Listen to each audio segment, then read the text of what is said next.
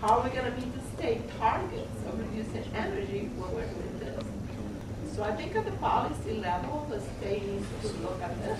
Yeah. Why are we doing it on one side that is pushing things in the wrong direction? I think the word conservation starts to reappear, Yeah. both in terms of how much water we use and how much energy we use on an individual basis. Nancy, do you want to? Can I make a comment to that? Just so people have a feel for this, in Broward County, the largest user of the power grid in its current situation is Broward County's North District wastewater plant. And I would suggest that Dade County, the 3 wastewater plants, the major wastewater plants they have, are probably in the top 5 users. So you're talking about the top users, not some house or something like that. You're talking about the biggest users tripling their power consumption. And that's why I said that there's not an accident that people are starting to think about how to get more power. And she's right. You're trying to make the carbon footprint smaller. That's another issue you need to be thinking about is, are we making the right decisions on the water supply for the future? Let's let Broward County speak. Nancy? Nancy Gass from Broward County. Fred, given what you said about water supply and about the loss of water out to tide and the change in saltwater intrusion, what role does per capita conservation play in the vision of water supply, both in the near term and the long term? Well, it's interesting you asked that question because I did that study for you guys.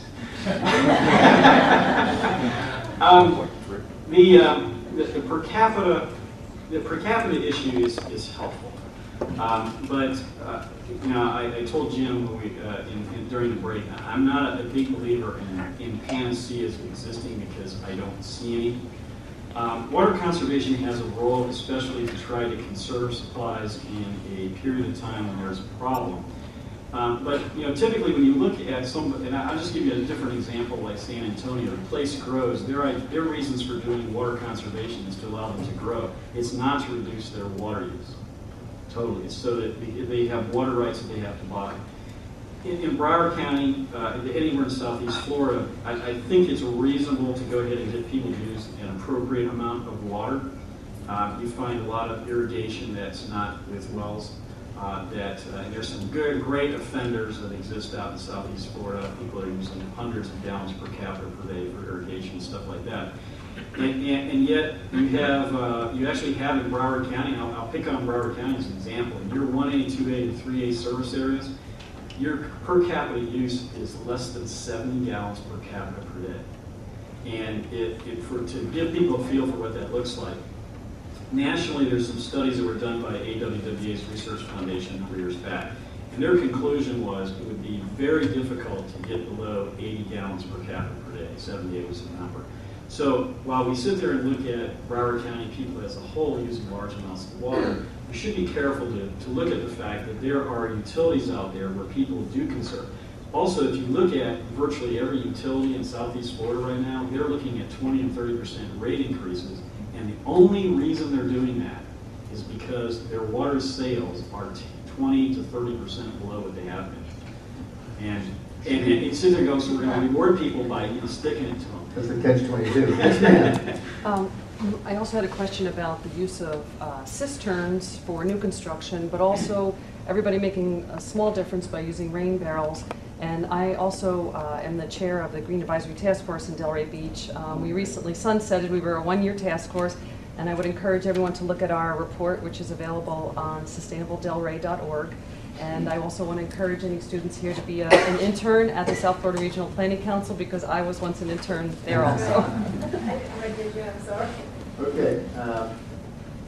Thank you. Carla, and then to the back. Again, this question is for you. After you spend 2 weeks handing out that $300 million plus, what is the top issue that you think that your commission is going to push this year? What can we expect to see out of you, out of the Climate Change and Energy Commission as the top what issue this year? It's going to be energy efficiency and conservation. It's going to be policy issues and investments in that area. Part of this is timing. The renewables standard is done. It's in the legislature. I don't know what the final outcome will be, but from a policy perspective, we wouldn't pick it up the very next year, unless the legislature told us to. And the California Air Standards done. We have to do cap and trade and conservation and efficiency. And I think our biggest window for making a difference is in conservation and efficiency. So, like, Yes. do you deal with water supply at all? No, not in a direct way, not in a sense, the way Fred's been talking about it, but there is that implication of the power needed. So it's quite possible that this surge of money that is, some of it will be taken up by water supply entities who will invest it to be more efficient in the way they go about the business. Dan? I just had a comment, just listening here. I keep thinking of those big arrows that I had, I think, in the way we manage water right now. We've done a darn good job in figuring out a flood protection and water supply system. We have huge amounts of water that are very harmful flows in the estuaries going on up in the Lusahatchee and St. Lucie. And we've all been reading the last couple of days in the paper about the River of Grass, the U.S. sugar acquisition. The way we look at it is that if in fact we kind of be as much as it can be, we recognize the financial challenges, but just having areas there where you can store and treat water to reduce those big flows that are going out the side, get them going down through the historic River of Grass, and if we can ever figure out a way to get the water across the Tamiami Trail, bring it into the park, those are huge benefits in terms of everything we've been talking about this afternoon. Good. Jim, one of the problems I see going forward with this issue, and the one that I think is the hardest to people that are kind of watching public policy develop, is that you've got a very complex set of scientific results, and they're kind of moving targets, some of them changing, evolving over time. Government does not always digest science very efficiently and make decisions that are good ones long term. How do you approach the process so that you're not providing government data and then getting a result that's completely ends up being a really bad decision for the long term? Well, that's a good question, especially when it's taken out of the hypothetical and the policy decisions where you spend the money, because the accountability is really important. I don't have a really good answer other than I know that we're going to, Carolyn mentioned finding some metrics that we can all share, because you're going to have these investment decisions and policy decisions, because the policy decisions sometimes are being made about imposing new building standards, which can have a really positive effect. But maybe we don't understand all the implications, as you say. So I think that getting the right common set of metrics and finding out if we collect the data in a way that we can have a feedback mechanism, we may be able to address. Carolyn? My thought was going to be if we can focus on outcomes. If we say, okay, we want to spend X amount of dollars in a certain way, is it going to accomplish the outcome we want? If we can ask the science, because I think there's competing things going on, obviously. I mean, people who are involved in science are at a certain level of detail and don't always know how to communicate it very well to policymakers. Policymakers can't get to that level. So if we could somehow find a midpoint where we say, okay, what are the outcomes we're trying to accomplish? What's the condition we're trying to address? And then we ask ourselves, when we're going to make an investment decision, are we going to affect the outcome? I mean, we've done it for years at our staff level. Always ask ourselves why. Why you want to do it? And it's not measuring how many times you answer the phone. It's not measuring how many times you interact. It's not any of that. It's are you affecting the outcome? And in this area that we're talking about today, climate change, we got to figure out what does that really mean? And what are the 2 or 3? And I think that have fewer versus more, measurable kind of outcomes we're trying to address, and then always ask ourselves that question. And then, I think you make a very, very good point, because the science does not always translate to the policymakers. We're going to figure out a way to do that much better. And I'm going to get back to that gentleman. From the standpoint of the ecosystem restoration, one of the things that this National Academy of Sciences program recommends is something called incremental adaptive restoration. And what that means is taking steps that move the restoration forward. They're big enough where you get some restoration benefits, and you learn along the way. That's the concept. And I think there's great power in that concept. The problem, I think, is I'm speaking for someone in the federal government, we are very unagile. I don't know if that's a word or not. For us to learn and make some adjustments is, Okay. I'm going to have Hal comment, and then the gentleman in the back's got his question. The SURP, the Everglades Restoration, was supposed to incorporate adaptive management, which means when either something isn't working, there's new information, or new conditions like field rise, you then right then figure out what to do from here. Problem is that people like engineers that build things don't work well with that because they want to figure out what to do and just go ahead and do it. So it's been a little challenge. The concept's there, and it's critical, especially now. Yes, sir. Hi, Todd Hopkins, U.S. Fish and Wildlife Service. One of the things I'd like to see, which gets at some of the uncertainty questions, is the commission going to create a scenario that everybody can plan for? One single unified scenario, even if it's not correct.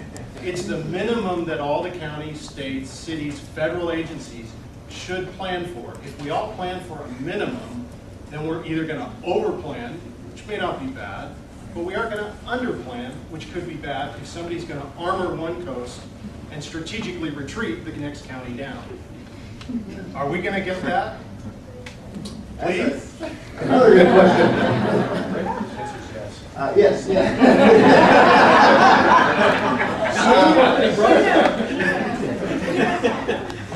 know, in the next 90 days, maybe we can do that. All I can say at this point, I'm going to take that back because, you know, we have, as part of the legislation that created the commission, we have a great partnership. It's called the Florida Energy Systems Consortium. It's most of the public universities, and I think allied it appropriately with the private universities. So we're going to have to draw on all the resources that are out there to make one or more scenarios like that. But I think it could have some help as we move forward in this very challenging area. Hal, and then this gentleman. Yeah, well, there are two problems.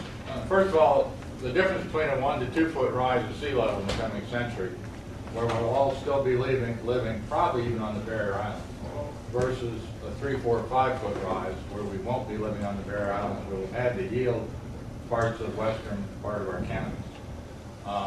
That's all the difference in the world. So, and the evidence is pretty clear that we're going to have more than a 2 foot rise this century. So once you start to plan for 3, 4, 5 foot rise, you're already starting to incorporate fundamental concepts of abandonment, retreat, relocation.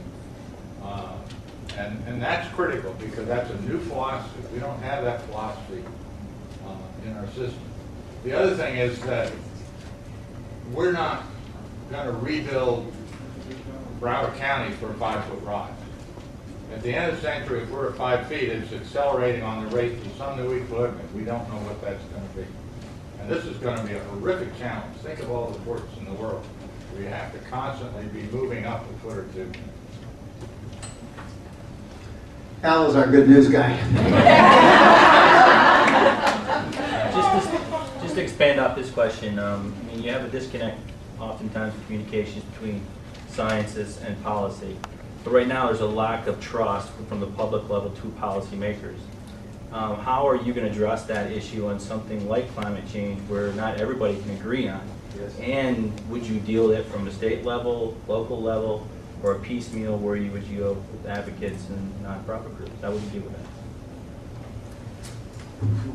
Well, I can tell you personally, you know, in taking the position at the state level, I'm an advocate for the county climate change task forces and working with their municipalities. I mean, I think that's where we have the best chance.